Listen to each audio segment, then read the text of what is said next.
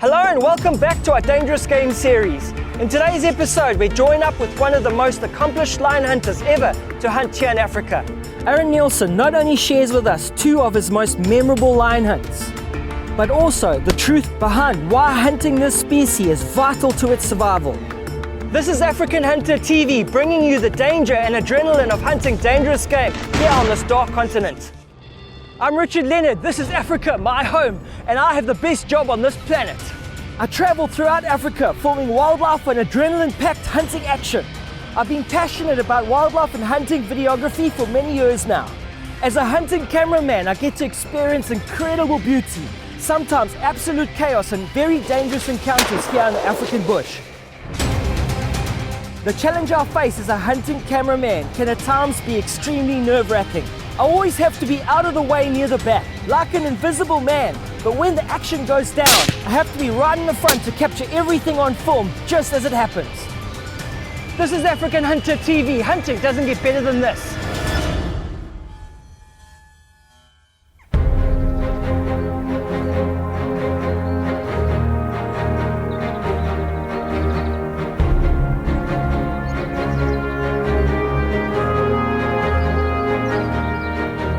Aaron Neilson, passionate lion hunter and conservationist. In this story, he shares his ideals on saving the king of the beasts through hunting this most formidable species. Join us on a journey of adventure and action-packed hunting as Aaron walks and stalks the plains and bushveld of Africa.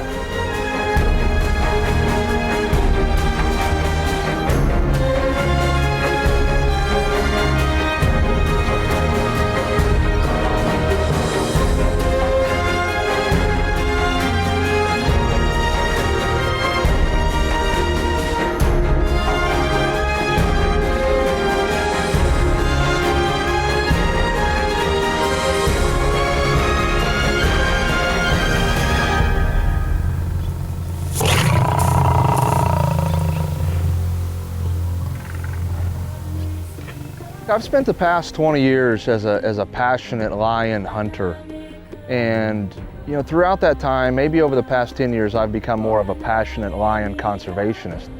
And I've learned that the two definitely gel together. To know that and to believe that, to understand that, is simply to experience it throughout the continent of Africa.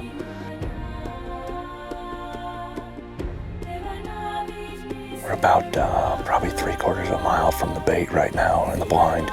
We're gonna go in there. We literally just heard the lion roaring, so he's definitely around there somewhere. We'll just have to see if he comes out and shows himself this morning, but we gotta get in there, so let's get going.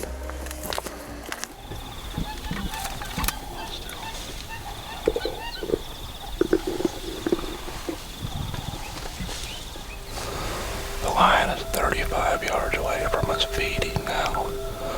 We need to wait for more light.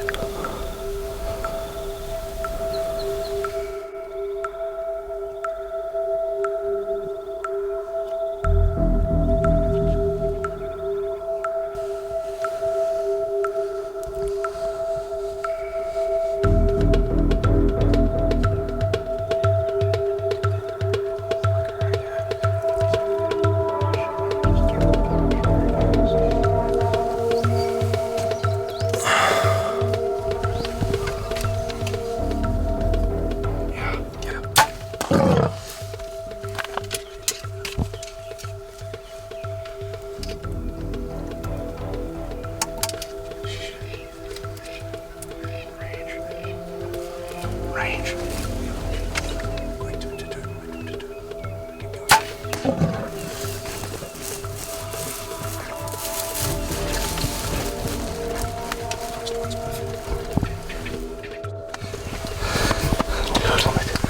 We did it, man. Yeah, we did it. Well done, Tanzania.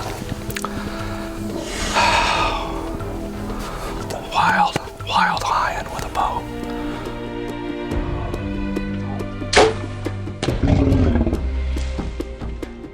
I'll tell you what, that's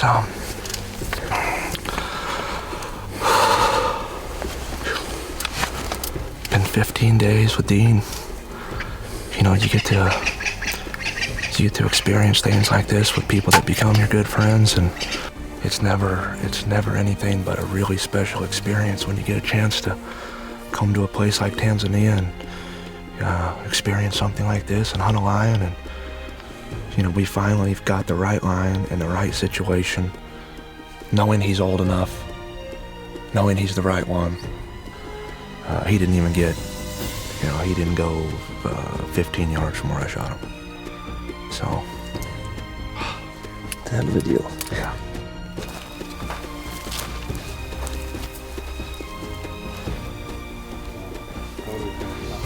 Well done. Man, not the biggest mane, but he's the oldest. No. That's the right way to do it. That's exactly right. That's what we talked about. You know, we know that other lion had a much bigger, fuller mane, but we also feel like he was at least 2 years younger than this guy. No, this is the one you want. You know, kind of get a control of our emotions here, which, you know, hasn't been easy for the last 15 minutes. Of course, we've been excited. When the guys got here, they were outrageously excited. I think they were laying odds on whether or not we could actually kill a lion with a bow. They didn't seem to think it was even possible. Yeah, with a bow. Yeah. This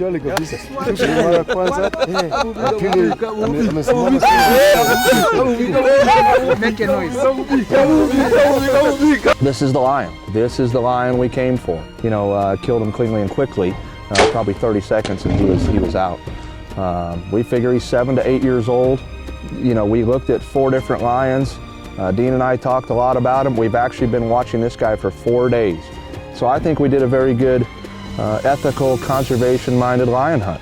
And I think if done right, as we've said many times, there should be no reason that anybody should be lobbying against this. It is the thing to do to protect these areas, to protect the wildlife, to help employ these guys and everybody else that is employed in the camps and that the company employs. And you know, there's a lot of viability to conservation-minded hunting and lion hunting included. With all that said, I'm thrilled to be sitting here in front of what I consider to be one of the greatest trophy that I have ever taken, and I'm very happy and very thrilled. Thank you.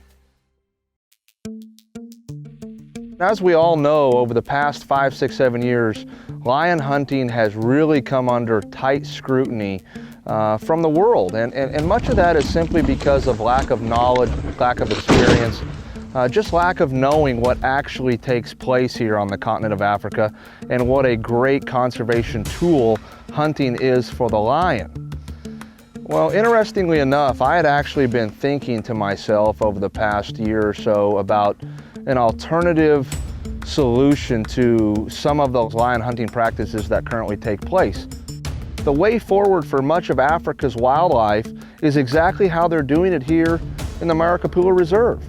The Marakapula is a 46,000 acre reserve owned by the local community. The lions here, they live self-sustaining.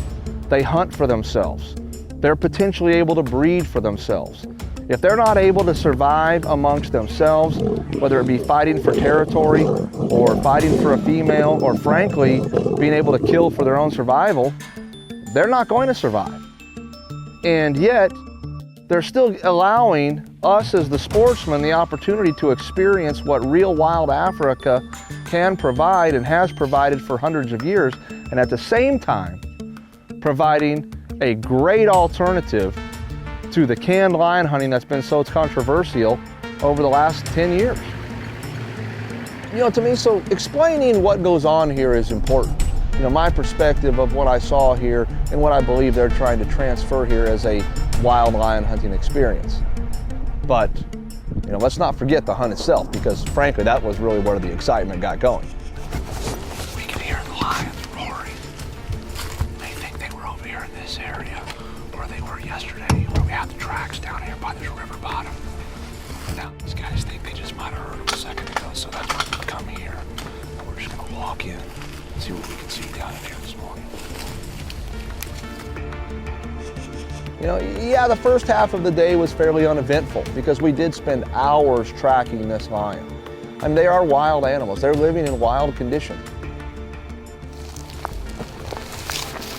Just a little bit ago, right back there, we picked up their tracks. So now we're just trying to see if they can sort out where their tracks are at or where they're going.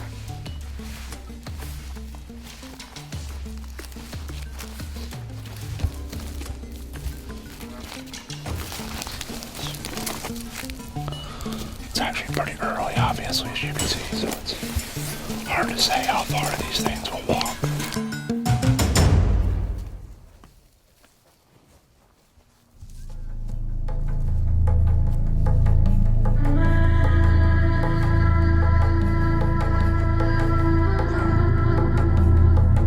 For me, not only is this the difficulty, but really, it's the amazement of what we're doing here. When you figure that these guys are having to try to track these lions in this conditions, I mean, grass, leaves.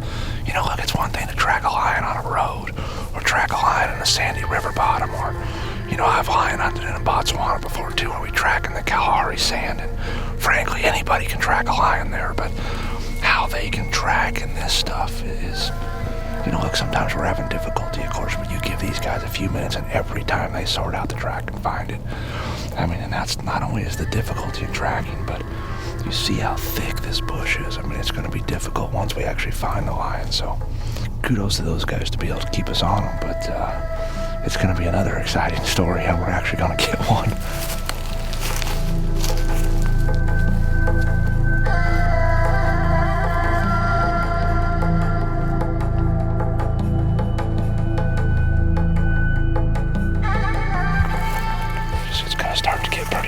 This morning, so who knows how long we track, and I'm gonna shed some of these clothes.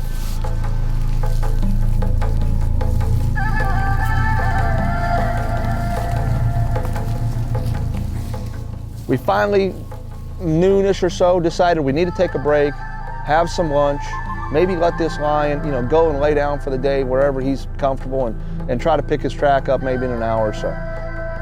It didn't take us long, and we got onto him. All right, according to these guys, I mean, the tracks are really, really fresh. But as you can see, they're just weaving in and out. He's obviously hunting. I mean, he goes in the bush, out of the bush, up, down, left, right. So hopefully we can get on him and see what he is. But we're trying to stay on him. It's just some of this thick stuff is tough to find the tracks. The trackers have picked up one track, yeah. Going that direction. Got another track going that direction. They're just taking a quick break. Let them get on the tracks. Determine which is the fresh one again, and we'll get started on it again. It was obvious now that he was tired. Heat of the day, he went and laid in some very thick bush. We saw him just for a split second, and off he went. Yeah, this is where it gets hard again. Now he's gone back into this grass, thicker bush stuff, and I mean, out there on some of the sandy stuff, soil, it's pretty easy. I mean, even us, we can see it quite frequently, not always, but you get back into this grass again, and that's where these guys earn their money for sure.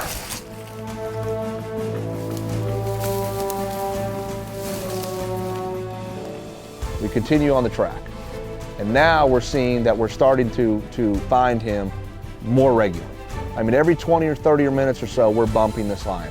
We're seeing him just barely going through the bush, but we're just not able to get him to stop and let us have a look. We heard something right there. We saw something. You couldn't tell what it was. I heard it too. Don't know what it was. Not sure. He thinks it was the lion, but not sure. But he knows what's going on. Very clear. It was very evident that he knew the game. He knew the gig here. And he wanted nothing to do with people, wanted to stay away. I just don't think this lion, he just doesn't want to stop. He just keeps, we can tell him, we can see a couple places where he's run. It's overcast, it's just not hot. I just don't think he wants to. He just didn't want to hold still. And in this thick stuff, I mean, he's gonna know we're coming, so he just stays out ahead of us. As we get in about a third or fourth time, we hear him make a tremendous growl and roar. And of course, we thought he was maybe, angry at us.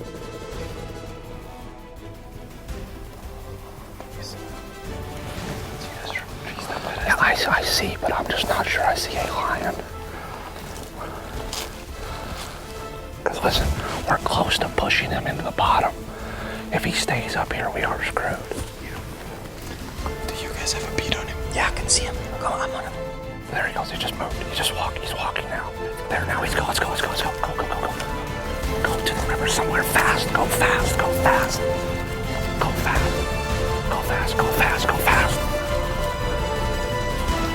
And I keep telling the guys, we got to get there. He's going to come out in the open. We've got to hurry up and go. And sure enough, we sneak down there. We catch him just as he's going back and up into the riverine again. And I'm thinking, man, this thing, He knows the gig. He knows how to stay out of our line of sight.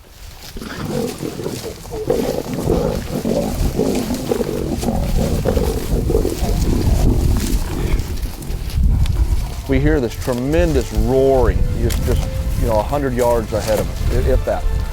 Honestly, I thought that he was taking down an animal. I thought he was making a kill. I mean, why he stopped to make a kill at that time, I don't know, but that's what we thought.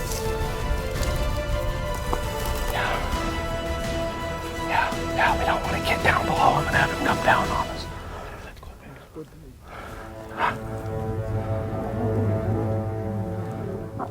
Okay. Oh, they're fighting. Two of them are fighting. Yeah, I will, but the sticks aren't good. Are you on them? Yes.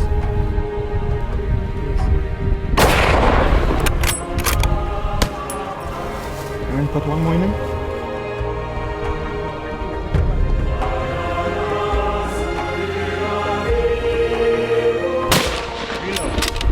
Stay on him.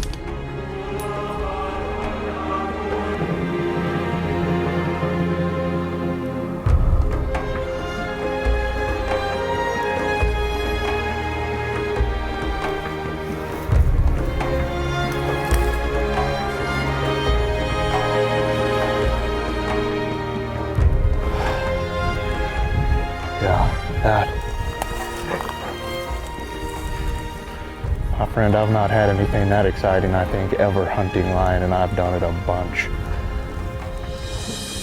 What are the odds of that? These two bumped into each other, they start to fight right there, and finally, oh man, wow.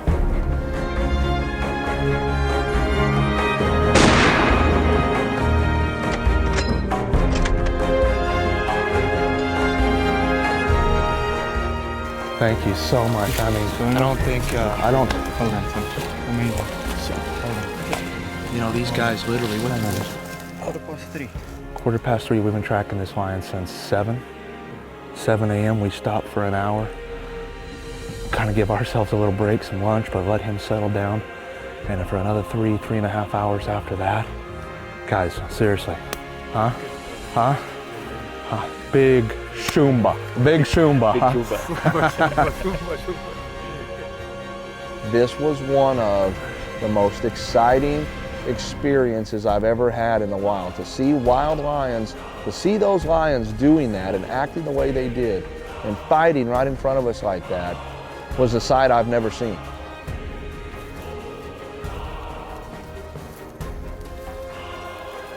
Hey, looks finished, huh? Oh yeah, okay, good deal. Holy cow, man. Holy smokes, look at this thing. That is an incredible lion. Thank you, my friend. Thank you so much. Thank you. Oh, guys. Yeah. Well, look at these. Look at where he actually bit. He bit him right here and across the face. Yeah. Look at that, huh? That is, listen, you know, I mean, you talk about the king of the beasts and why these things are so spectacular, and that right there was part of the reason why. I mean, incredible. Those two just right there came roaring down and fighting, flipping over here in the river bottom. And look at that. I mean, look, he's bit him clear to the bone. Unbelievable. But what? I mean, all scarred up and, dude.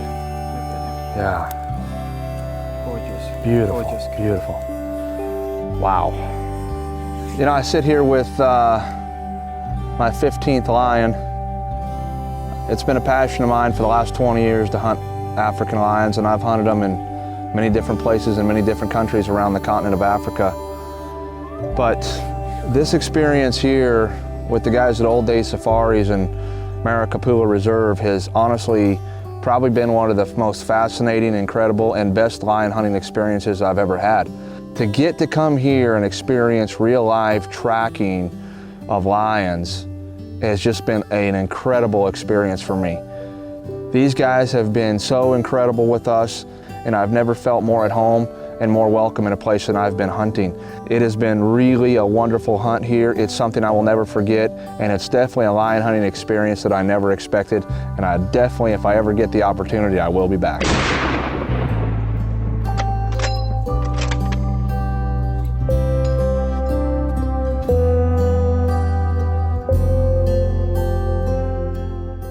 It's not hunting that is threatening the wild lion, it's loss of habitat that's threatening the wild lion, mainly due to human destruction of that habitat.